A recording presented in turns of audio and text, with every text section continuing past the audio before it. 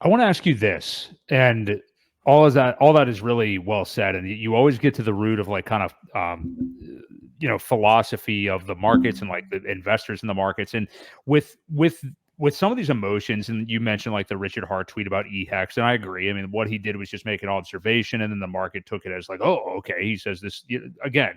He didn't really say anything in that tweet that anybody didn't know. But do you think, like, not just in this ecosystem, because it would be unfair to say that people that invest in this ecosystem are the only ones in crypto that act like that? And I know you're not saying that, but some people may think it. But do you think that people that invest in crypto, like we do, it does probably skew younger, of course, than the classical markets and stuff like that. Do you think that that's part of the reason that we see these kind of reactions? And you make a great point too about people just not understanding what they hold. But what do you think just captures people so badly to have these kind of reactions and to capitulate, get out of their EHEX position and stuff like that, and get so emotional? I mean, is it purely just like maybe age, investment time horizon, like lack of experience? Because it's a great dichotomy also, and I always talk about this on this channel with Ewok about crypto, is like the fastest gains in human history, but people can't be patient enough, and presumably it's because of the volatility, I guess. But yeah, what do you make of that? I mean, what do you think it is in crypto that makes people and in this ecosystem like just so um, prone to act like that with their emotions? And then on the second part of that, whatever I just said a second ago. No, I'm forgetting what I followed it up with. But yeah, mainly like just that the investor mindset. Like, what do you think it is? Because sometimes it's like a chicken and egg thing, and you coming obviously, Frank, from like TradFi and stuff like that, it's a little bit different mindset than in crypto, obviously. Yeah, it has a lot to do with age, wisdom, experience, failure to understand what money is. That's the biggest one. People don't understand why Bitcoin was created. Then on top of that, you have people who saw what Bitcoin did, a decade ago, and then they wanted to recreate that as much as possible. Right. So when Bitcoin was created, people didn't understand why Bitcoin was created. They didn't understand the problem that we're solving. I actually took the weekend and I started listening to a bunch of Satoshi Nakamoto's tweets. And some people what they've done is that they've recorded his emails and major statements that he made when he was building Bitcoin, and they put it into a video format. So I spent a lot of the time this weekend trying to understand the mind of Satoshi Nakamoto. And his philosophy was solving the problem of the US monetary system. That was the thing that Bitcoin solved. That was what he was doing. No middleman, not having an individual control of or custody of funds in between transactions, not being able to double dip, right? So all of this is being verified in the blockchain. What is being sent is what's actually being sent. You have a bunch of nodes across the world that validate the system. Everything that the central bank is not. Let's put it that way. So people who understood Bitcoin at that time understood the problem that he was solving. They weren't concerned about what is this going to be worth later on. Of course, that was part of it. So basic supply and demand. You have a fixed supply and you have increased demand, price is going to go up. Any person with a basic bachelor's or macro degree is going to understand that. Satoshi was more than just a programmer. He understood the problem that money was, right?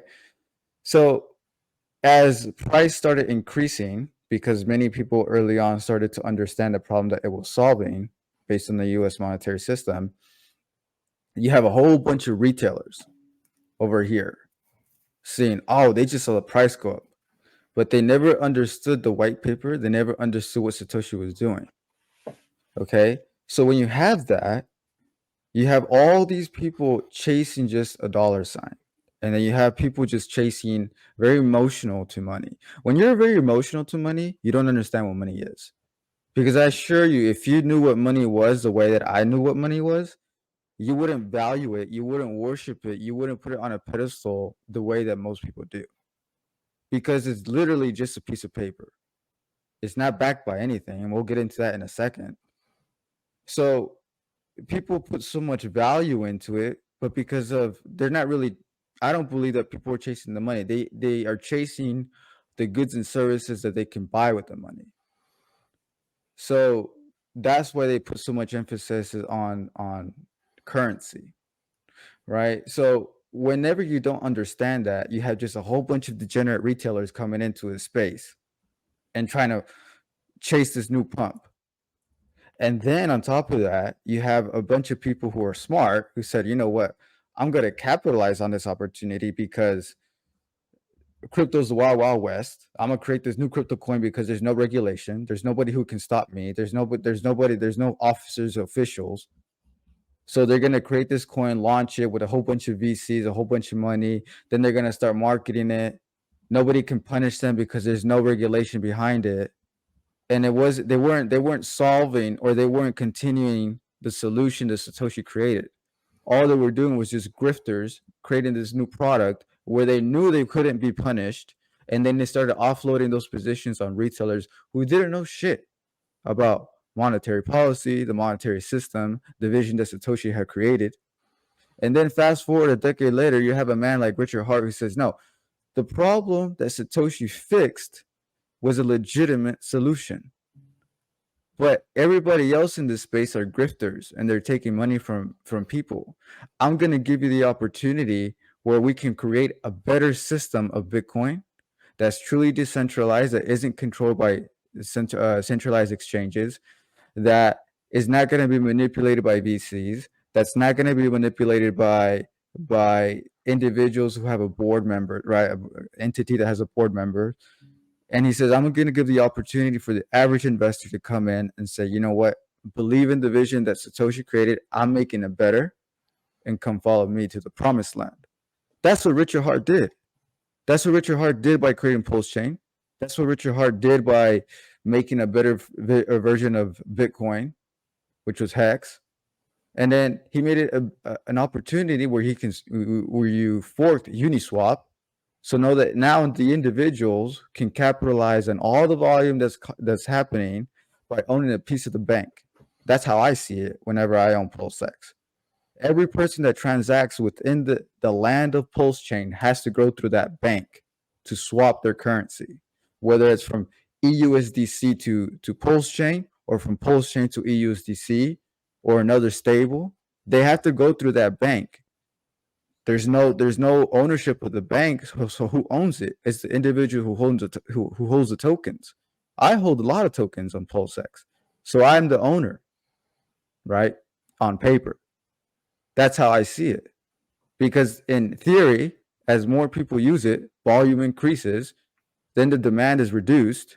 Over time, the people who hold that asset, their assets appreciate in value. And that's what people here don't understand. They're still chasing 5, 6, 7, 8 years ago what crypto did.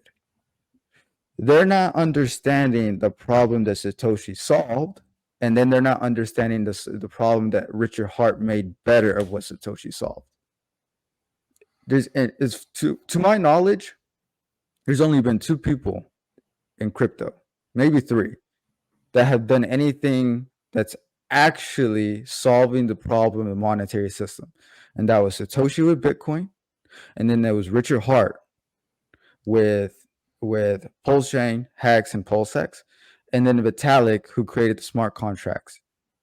Vitalik created the platform so Richard Hart can do that in a proof of stake format rather than the proof of work format that Satoshi did. So it's more environmentally friendly.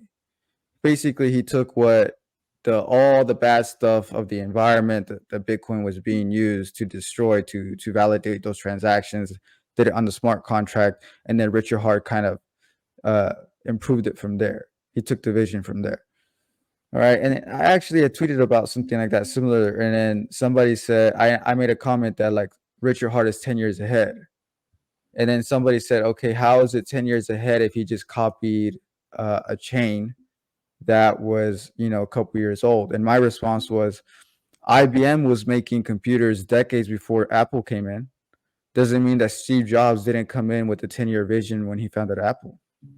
Mm-hmm. So just because the technology exists already doesn't mean you don't have a 10-year vision, right? And that's the problem that the majority of the retailers that are involved in the crypto space are experiencing. They value money because they worship it, because they think it's valid to something. They don't understand the problem of monetary policy and inflation and all these different things. They don't understand that Richard Hart is creating an opportunity for retailers to participate in the new monetary system.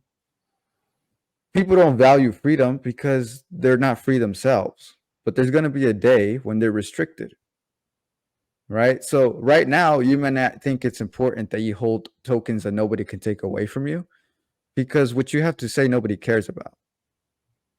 But in the future, when you do have something to say and the government is restricting you, then you're going to value freedom. And then the people who hold those assets, those are the people that can speak freely because nobody can shut them down. So the way that I see it is, in the future, 15 years from now, when someone wants to say something freely, but they can't because they're restricted to government restrictions, and they need to have a type of monetary system which they can't be taken away, they have to come to me and buy it from me so they can speak freely, so they can move their money into this asset class where they can speak freely and spend freely. So the way that I see it is, I hold people's future freedoms in my hands.